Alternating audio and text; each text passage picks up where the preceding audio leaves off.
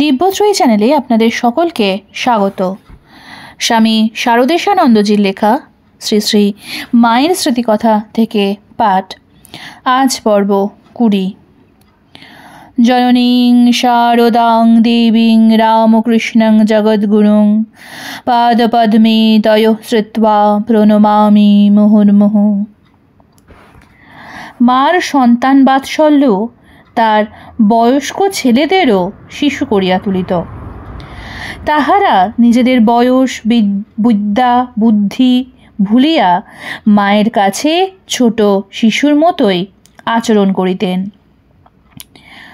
পূজনীয় শরৎ মহারাজকে মায়ের বাড়িতে বালকের ন্যায় আনন্দে রঙ্গরস তামাশা করিতে দেখিয়া মনে হইয়াছে, এই কি উদ্বোধনের সেই হিমাচল সদৃশ গম্ভীর মূর্তি স্বামী শারদানন্দ, রামকৃষ্ণ মঠ মিশনের কর্মাধ্যক্ষ। জনৈক যুবক সন্তান ডান হাতের আঙুল কাটিয়া ফেলিয়াছেন, খাইতে কষ্ট। বাঁ হাতে চামচ দিয়া অতি কষ্টে খাইতেছেন। দেখিয়া মায়ের প্রাণ গলিয়া গেল। কাছে বসিয়া নিজে খাওয়াইয়া দিলেন। যতদিন না হাত সারিল, সেই জোয়ান অশান্ত দুর্ধর্ষ ছেলেও শিশুর ন্যায় বসিয়া মায়ের হাতে খাইতেন পরম তৃপ্তির সহিত। মায়ের দুটি সন্তান বাল্যবন্ধু, পরস্পর খুব হৃদ্যতা। মা সব জানেন।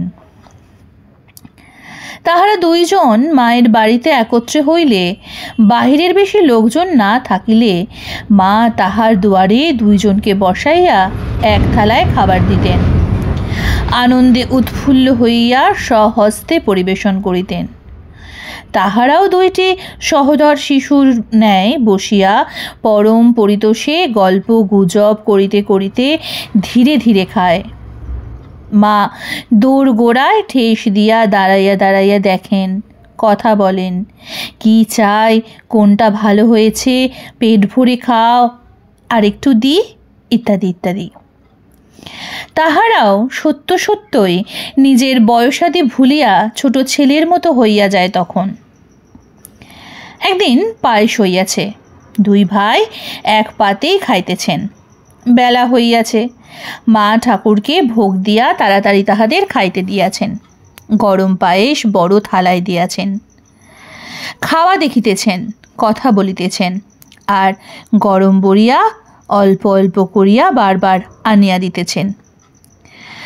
বোধ হইল যেন ছেলেরা সংকোচ করিতেছে, পেট ভরিয়া খাইতেছে না।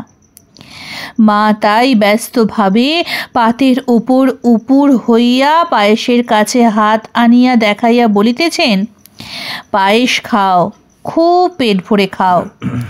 এমনি ভাবো যে হাতে তুলিয়া মুখে দিবেন, এমনি ভাব যে হাতে তুলিয়া মুখে দিবেন। তৃপ্তির সহিত জোয়ান ছেলেরা খুব খাইল দেখিয়া ভারী খুশি হইয়া বলিতেছেন, চেঁচে পুছে খাও। ছেলেরা এক পাতে শিশুর মতো খাইলে মায়ের ভারী আনন্দ। বাঁকুড়া দুর্ভিক্ষের কাজ হইতে অবসর লইয়া জগদ্ধাত্রী পূজা উপলক্ষে মায়ের কয়েকটি সন্তান মায়ের বাড়ি আসিয়াছেন। পূজায় ছেলেরা উপস্থিত, মায়ের খুব আনন্দ। ছেলেরা কেহ কেহ খুব ভালো গাহিতে পারেন। তাহারা খুব উৎসাহ আনন্দে ভরপুর হইয়া ভজন করিতেছেন, প্রাণের আবেগে মাতৃসঙ্গীত গাহিতেছেন।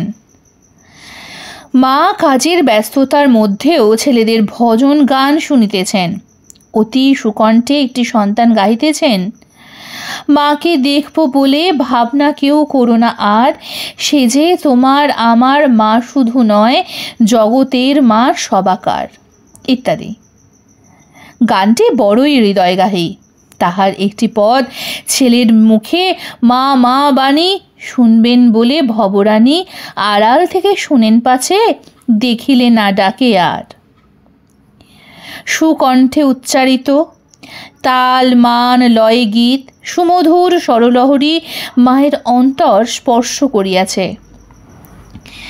জনৈক সন্তান ভিতর হইতে আসিয়া জানাইলে মা দরজার পিছনে বসিয়া স্থির নয়নে গান শুনিতেছেন। এ কথা শুনিয়া গায়কের ও সকল সন্তানের প্রাণ মাতিয়া উঠিল।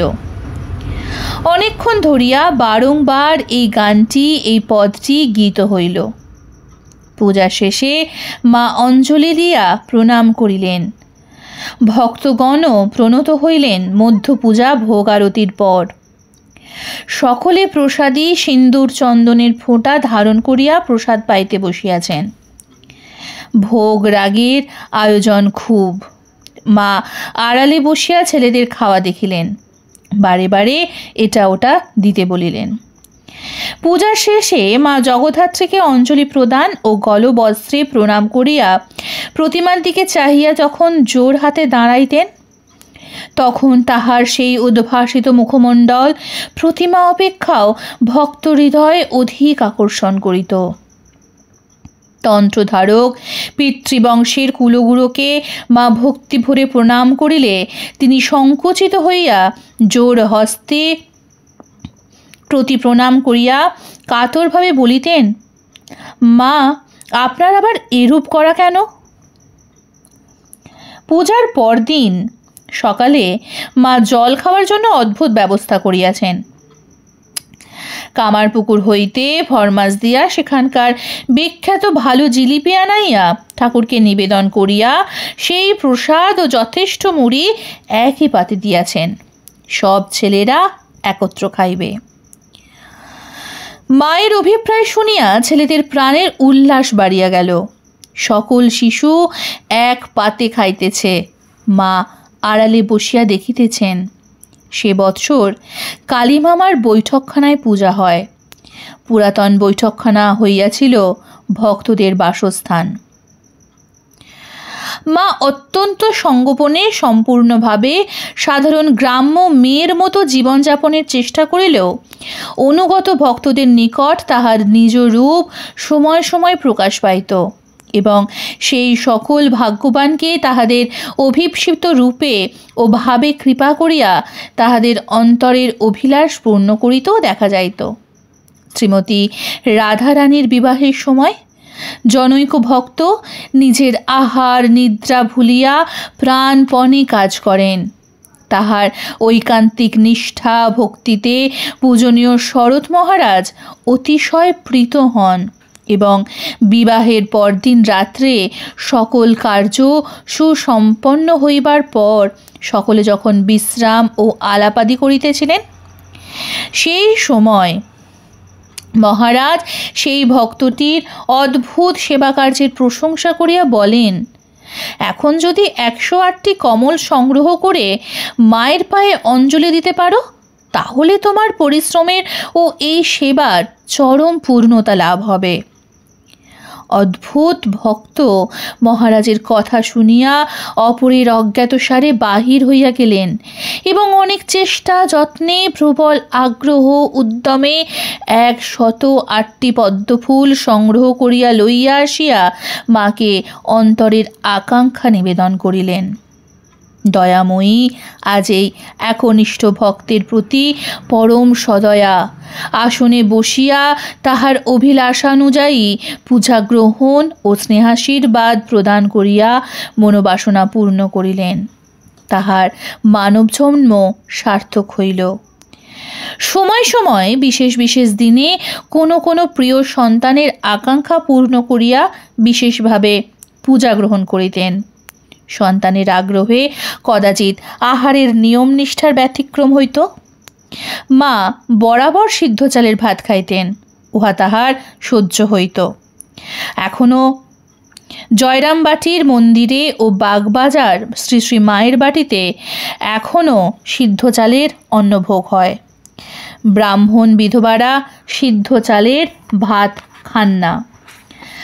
মায়ের মর্তলোকে নরলীলা সম্বরণের পর তাহার জন্মস্থানে মন্দির নির্মিত হয়।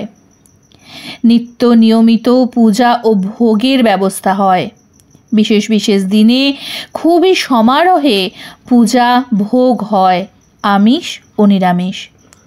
ছোট মামি একদিন মন্দিরের সেবককে বলিলেন, বাপু, তোমাদের পূজা ভোগ বড়ই চমৎকার, খুব ভালো লাগে দেখতে। তবে তোমরা ঠাকুরঝিকে আমিষ দাও কেন? সে তো খেতনি। সেবক হাসিয়া বলিলেন, মামি, তুমি দেখেছ তাকে ঠাকুরের থেকে আলাদা ছিলেন যখন? ঠাকুরের সঙ্গে একসঙ্গে থাকতে তিনি কি খেতেন তা তো দেখনি। এখন তিনিও ঠাকুর একসঙ্গে থাকেন।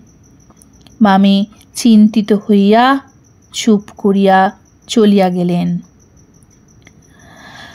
যথাগ্নির দাহিকা শক্তি রামকৃষ্ণে স্থিতা হিয়া সর্ববিদ্যা স্বরূপাং তাং শারদাং প্রণমাম্যহম।